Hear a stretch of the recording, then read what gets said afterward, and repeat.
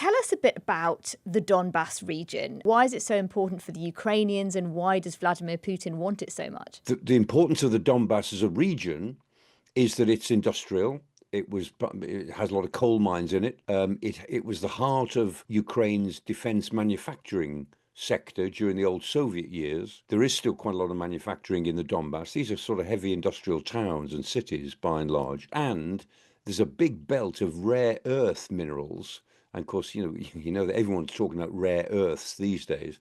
A big belt of rare earth minerals that runs sort of north-south right along the border between Donetsk and the next oblast, Dnipropetrovsk.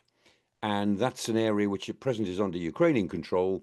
And if they gave up the area that Putin demands, that would then, those rare earths would be under Russian control. It's quite important to say that there has been fighting going on in Donbas way beyond the last 3 years. If we go back to 2014, when the Russians invaded Crimea, pretty soon after that, fighting began in the Donbas region. Tell us a bit about what happened then. Yeah, I mean, the Russians stimulated sort of, pro-Russian militias to declare independence, that they wanted to be, they wanted to grab the Luhansk and Donetsk as sort of separate entities, which of course then would unite with Russia at some point. It was all engineered from the Kremlin. They've been fighting to retain this territory since 2014.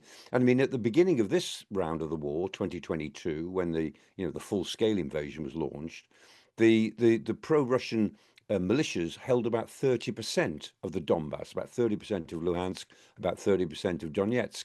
And now they've got, almost all of Luhansk and about 70% of Donetsk. But what they haven't got is this string of fortifications which go from Slavyansk in the north right down to Kostiantynivka in the south. There's a string of powerful cities, or cities that are powerfully defended, and all the settlements in between them are well defended. So it's like a belt of fortifications, which the Ukrainians have successfully defended at great cost in lives and money for 11 years now.